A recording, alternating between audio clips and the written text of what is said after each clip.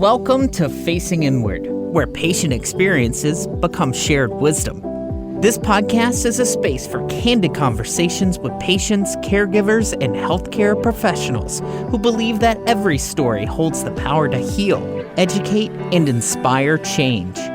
Whether you're navigating your own health journey or seeking to better understand the human side of healthcare, you belong here. And now your host, Melissa Carter. Welcome to the initial episode of Facing Inward podcast. My name is Melissa Carter. I'm laughing because I do this from home and I have 3 cats, one of which knows every time I turn that microphone on that he's going to make noises and play with things. So if you hear noises in the background, that's why. The reason for this podcast we're going to talk about, and the way it's going to be structured is it's mainly to give voice to those who probably don't get to tell their stories very often, and that's medical patients, mainly from the patient's point of view. I am a kidney transplant recipient, 23 years as of this recording, and there's a lot of things that go on in my life that people have to adapt to who get to know me and are close to me. I think for a lot of people, they hear medical diagnosis, but they don't understand that to live with a chronic or terminal illness means that diagnosis, that condition is something that you have to incorporate most of your mind to, right? And decisions you make have a lot to do with your condition and what you're capable of doing or not doing. But then at the same time, you don't want to be defined by your medical condition. So it's an interesting blend of a life that, again, only people who are close to those with such conditions probably are privy to. And that's what this podcast is about. I'll give you an example. A few years ago, as of this recording, I did get COVID, probably a couple years after the pandemic began. Doctors were on me and watching me, and I had already had the vaccine, so that's why I had exposed myself to the world and then ended up getting it. And I will say at the time, it was painful in my throat. I had a little bit of a cold, a little bit of indigestion, but the main symptom I had was my throat, and it was just... my tonsils were just wrecked from COVID, and I had never had tonsil issues in any part of my life. I did with COVID. Well, then once I got over COVID, I noticed that my tonsils were still not 100% back, and doctors had told me, well, it has a viral load and it just has to work itself out. That was in 2022. Well, since then, I have not only had COVID, I've had a double ear infection and strep throat. And those are childhood conditions. And that usually is what happens with people with a transplant, because when you have a transplant, you take immunosuppressants so that your body doesn't reject the transplant. Well, in other words, so here I am getting these kid conditions, which is kind of normal when you're immunosuppressed, because in the past I've had thrush as an adult, and I had a double ear infection again as an adult many years ago. Point being, though, I am still dealing with that condition. Just recently got over strep, and we're still trying to figure out what's going on with my throat. Now, initially, we thought maybe it was an ear issue because of the double ear infection, because I've had swelling since then. But then now with the strep, it's like, wait a second, if we go back far enough, maybe this is a tonsil condition. Now, that story may sound boring to you, but for me, it has been a consistent issue for a number of years. And as someone who works in media and someone who uses my voice every day, throat issues have a significant impact on my life. And so that's kind of where we're going with this, is I just want to give insight to those who, if someone has cancer, which we're going to talk with someone here in a few weeks that is a breast cancer survivor. Well, you hear the diagnosis, you may have been exposed a little bit to cancer, but what is the day in, day out? What is it like to be in chemotherapy? What's it like to deal with the issues and to work while you're going through all these things, if you're able to work and do these things? Those are the questions that we will address here on Facing Inward. So let me say this. If you were someone who has a chronic or terminal illness and would like to come on the show and talk about these things, then you can. You go to facinginwardpodcast@gmail.com and shoot me an email and let me know you want to be on the podcast. If you're a caregiver, someone who is a professional caregiver or someone who's been designated that in your own family and want to talk about what that is like, facinginwardpodcast@gmail.com. So what I thought I would do for this episode is basically interview myself. ask me the questions I would ask guests, because each week on Facing Inward, we are going to talk with a guest, and that's the majority of the podcast, about different things when it comes to the medical community. My first question to myself would be, why did I decide to create Facing Inward? The reason for that is twofold. In May of this year, I published a book called Facing Inward, which describes my transplant journey, as well as another illness that I grew up with and my personal life. It comes to my relationships and my radio career and having my son, and it leads up to me getting COVID. So in the process of publishing a book, which I created my own publishing house called Whanging Dude Publishing. Whanging Dude was the nickname my father gave me because I would whang on my ukulele all the time as a child.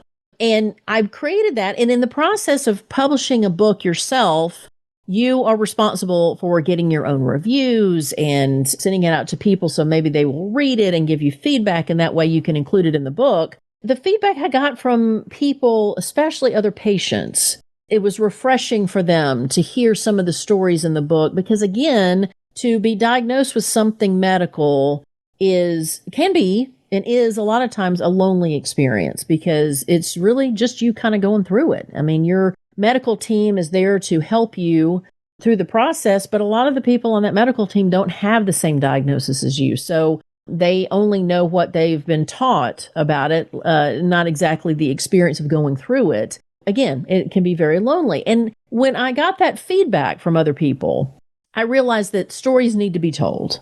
That is why I created Facing Inward, this podcast, so that people can have a voice and share their experience as a medical patient or a caregiver. So what do I hope that this podcast will give listeners? I hope it gives you empathy. I hope it gives you patience with patients. I hope it gives you an understanding that everyone wants to be included and involved in things, but there are some limitations for some of us. And depending on what the diagnosis is what defines the limitation. In my case, because I'm immunocompromised, I have to be very careful about catching things, and thus the story I told you about, even as simple as my tonsils. Because I'm immunosuppressed is the reason that I have to deal with something for an extended period of time.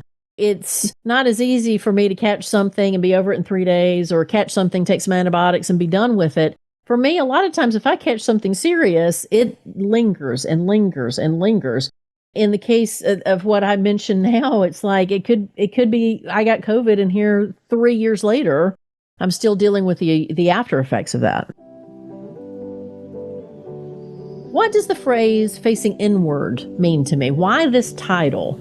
I struggled with the title of the book back when I wrote it because titles are very important. I mean, that's usually what attracts people to a story, and it needs to reflect that story somehow, but it also can't be a title that's been overused or confused with another book. Facing Inward, I found that after I wrote the book, the self-reflection was probably more fatiguing than I expected it to be.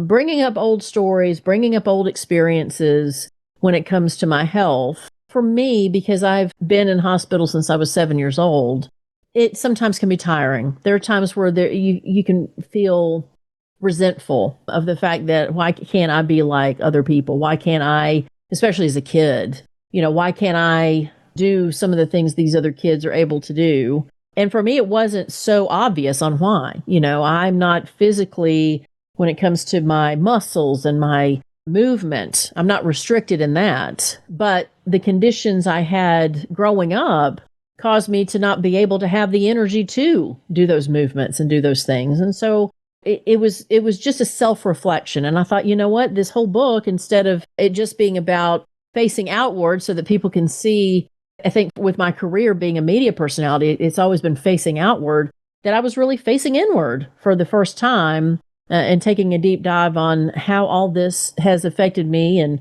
just really seeing it all in one big picture, writing the book instead of it just kind of living life and you thinking about it every so often. So facing inward means to me taking that time to look inside yourself, because how you handle the world really does come from inside. And it may sound cliche, but it's the truth. You've got to face inward in order to handle what is happening outward. So my next question to myself would be, can you tell us about your own experience as a patient? Like I said, I'm a kidney transplant recipient of 23 years. When I was a patient, I was diagnosed at 27 with kidney disease. It was pretty immediate that it was end-stage renal failure, which caught me completely off guard because at 27, I had no idea what the kidney did. I've heard of it. The boxing term kidney punch I'd heard of. I had no idea what the kidneys did. It was a punch in the gut. It was a punch in my kidneys to be diagnosed. And there was an intense fear and an intense desperation for this to not be happening. I was raised in a Christian household, so the phrase that kept popping up is, let this cup pass from me. I don't want to do this. I don't want to have to go through this. Then you realize, yes, I mean, you don't really have a choice, and you just do the best you can. I would not have been able to be successful in my recovery without the medical team. And I was at Piedmont Hospital in Atlanta. And at the time, the surgeons, my nephrologists, the nurses, the technicians, the janitors, everybody that had something to do with my experience, I mean, they were lifesavers, every single one of them. And so my experience as a patient was a positive one. I also recognized that I had a good job at the time. I was on morning radio. I was on billboards in Atlanta. My career was blossoming, and I had good insurance. And I know that that had a huge part in it. Being in a good hospital, being able to have my surgery, being able to do those things. In hindsight, I realize how important that insurance was, where at the time I was just going through the motions. I'm 30-something years old. Insurance is a huge problem, I think, in our country for the reason of it allows those who are fortunate financially to be able to receive the best care. And I think my concern in hindsight of all that experience is I want everyone to have the same care I did, and they don't. And I don't think that that's fair. And even at the time, I had a little bit of survivor's guilt knowing that I was in the right place at the right time. And I'm very grateful for that. But I was also aware that not everybody gets that opportunity.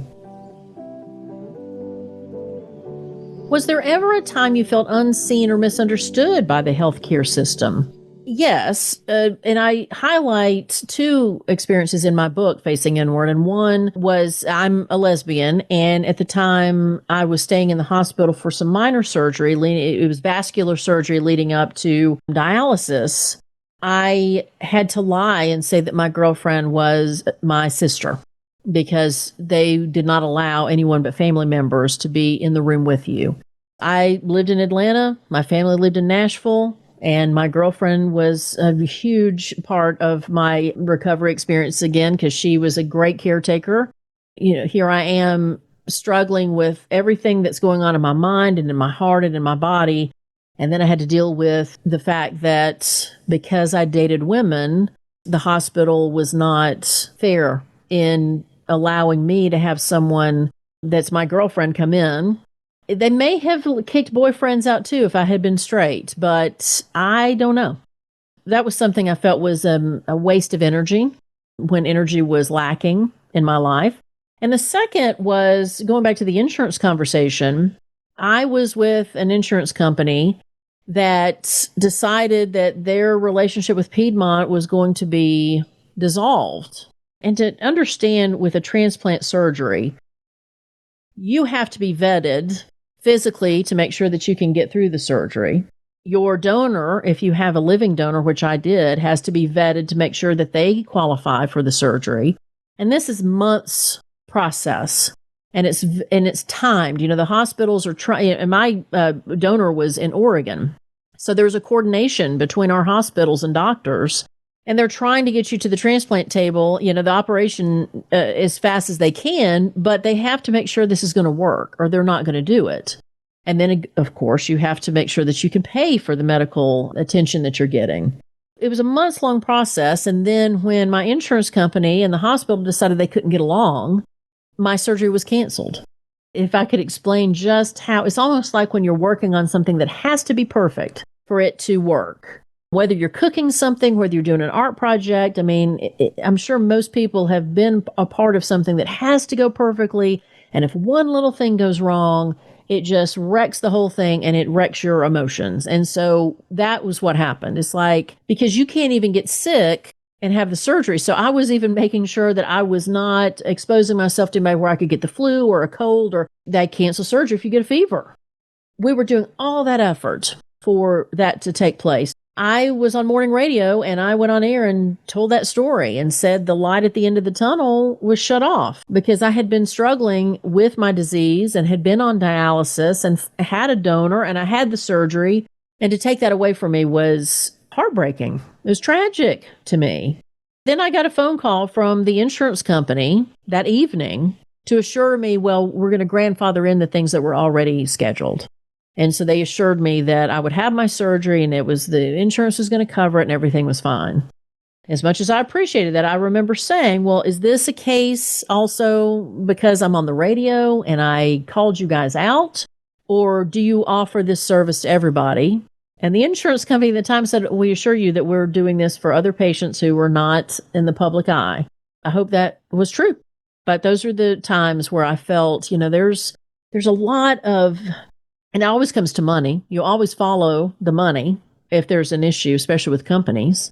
It's just when you are struggling with a health issue and you don't feel 100%, it's like I said earlier, it's you have an energy reserve. A patient should not have to go through the burden of some of these political issues when they're just trying to get well. So my final question to myself, which I can tell you I don't think I've ever interviewed myself, it's when you face inward, what do you find? I find a scared little girl who's just trying to navigate her way through life. I was a kid who was painfully shy in the beginning, believe it or not. I was part of a dynamic where I felt a little lost. I was the oops baby. So it was hard to navigate my place within my family and understanding what purpose I served. And so I think there was anxiety there of kind of having to handle certain things on my own and kind of growing up kind of fast through facing inward and going through some of the things that I've gone through and that anxiety that I talk about. I mean, I think that plays a part. You have to understand yourself enough to know how much you're contributing to your demise. Understanding that there's a part of me that has a rebellious Southern fight in me. If somebody says that, oh, well, you're not going to be able to do this, then I find a way to do it. But there's also that anxious little kid in me that's thinking, oh gosh, I need someone to come and save me from this. I don't think I find anything different than anybody else has in their heart and in their mind, which is, I'm not sure what I'm doing here, but I'm going to do the best I can. But I think it's important to know that. I give myself a lot more grace than I used to. I try to be a little more forgiving of myself and some of the actions I've taken than I used to, compared to the people that I've associated with throughout my life, which has been really healthy people. I think that I've endured, experienced a lot more than some of the people I've known have when it comes to physical trauma or physical ailments. That can translate into a lot of mind control. I think having an illness is 80% mental and 20% physical to get through it. That's what I found is giving a lot more credit to myself for that mental capacity of handling it, but also understanding that I've got to relax a little bit, that not everything is going to harm me. You start facing the world as if it's the problem. Like it's, there's dangers out there that could keep me from being healthy, but you can't live your life like that. I don't know if that's a clear answer, but I think it's human. Facing inward, I find there's a lot going on, and probably a lot more than I realized, having to take care of myself on that emotional level as much as physically. And I think for me, I have a son who is 10 at the time of this recording, because he and I have similar personalities. I see some of myself in him and the way he reacts to things. And I think that helps me start taking care of myself like I'm the little girl. I think parenting, if you have the opportunity to do it, I don't think everybody should be a parent. Not everybody has to be a parent. You don't have to enjoy the idea of that. But for me, it's allowed me to see myself as that kid that I started out as. And if I heal her a little bit, then maybe as the adult, life can get a little better. Having an illness does not mean that life is over, even if it's terminal. Even if it's terminal and you're still here, life is not over. But there's a lot more effort you have to put into that joy in life when you know for sure that your life is limited. And that's what I want to talk about on the show. I want to make illness not so uncomfortable, because diversity should include those with medical conditions. And I think that's the biggest purpose of this podcast. I absolutely believe that each and every one of us is different for a reason, that our differences should be celebrated, and that those with illnesses are not as much a part of that conversation as they should be. And I think the main message to get to anyone who's listening, who is someone who's part of the medical community in whatever capacity, you're seen, you're not alone. It's hard, whether you're the patient or the caretaker, but it's worth it because you are dealing with life itself and you are addressing issues when it comes to life itself. And I don't think there's anything more important in this world. Thanks again, and we'll talk next week. Facing Inward is an extension of my book, Facing Inward, available anywhere books are sold. This podcast is a production of Wanging Dude Publishing, all rights reserved. Thanks for listening.